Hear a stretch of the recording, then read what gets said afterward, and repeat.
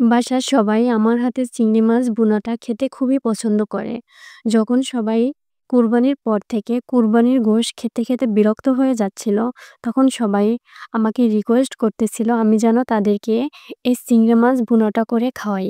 Hello everyone, আসসালামু আলাইকুম। আশা করি সবাই ভালো আছেন। ওয়েলকাম করছি নতুন একটা ভিডিওতে। এখানে ২ কেজি পরিমাণে চিংড়ি নেওয়া হয়েছে। চিংড়িটা এখানে আমি ভালোমতো কেটে ধুয়ে পরিষ্কার করে নিয়েছি। চিংড়িটা ছিল আমাদের বিলের চিংড়ি এবং এখানে চিংড়িটা ছিল তাজা চিংড়ি। তাজা চিংড়িটা যদি আপনি এভাবে ভুনা করে থাকেন, খেতে কিন্তু খুবই সুস্বাদু হয়, খুবই সুস্বাদু। তো আপনারা চাইলে অন্য কোনো চিংড়িও ভুনা করতে পারেন। তবে এই চিংড়িটা খেতে খুবই মজা। আমার বাসায় সবাই এই চিংড়িটা খেতে ভীষণ পছন্দ করে। তো এখন লাকড়ির চুলাতে পেঁয়াজটা বেরেস্তা করে নিব। পেঁয়াজটা যদি হালকা ভাজা হয়ে গেলে এখানে আমি চিংড়ি মাছটা দিয়ে দিব। চিংড়ি মাছটা এখানে আমি লালচে করে পেঁয়াজের সাথে ভেজে নিব। তো এই চিংড়ি মাছটা এভাবে ভুনা করার বিশেষত্ব হলো, এভাবে যদি আমি ভুনা করি, আমরা চিংড়ি মাছ তো অনেকভাবে ভুনা করে খেয়ে থাকি। তবে এই চিংড়ি মাছটা এইভাবে ভুনা করার আমার রেসিপি এটা এবং আমার বিশেষত্ব হলো যে এই চিংড়ি মাছটা যদি আমি এভাবে ভুনা করি এবং এভাবে যদি আপনারা ভুনা করে খেয়ে থাকেন, বিলিভ করেন অনেক বেশি টেস্ট হয়। এবং এই রেসিপিটা যদি আপনারা ফলো করে রান্না করে থাকেন, লাকড়ির চুলাতে বিশেষ করে, মনে হবে আপনারা এক নিমিষেই অনেকগুলো প্লেট ভাত খেয়ে ফেলতে পারবেন। তো এখন চিংড়ি মাছটা ভাজা হয়ে গেছে লাল বর্ণ করে। এখানে আমি দিয়ে দিচ্ছি পরিমাণ মতো মশলা। এখানে আমি দিয়ে দিচ্ছি হলুদের গুঁড়ো, মরিচের গুঁড়ো, পরিমাণ মতো লবণ এবং জিরার গুঁড়ো, হালকা একটু আদা রসুন। তো এখন এটা আমি ভালো মতো কষিয়ে নিব।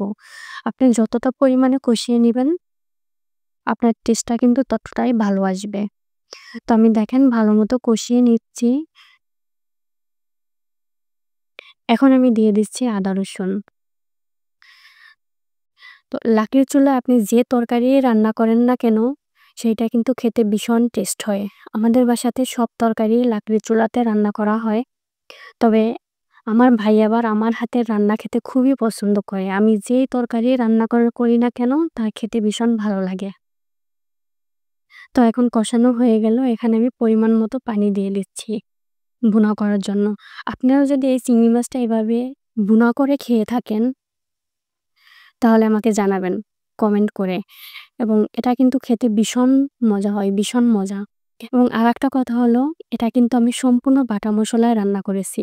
সম্পূর্ণ বাটা মসলায়, কোনো ব্লেন্ডার করা মসলা না।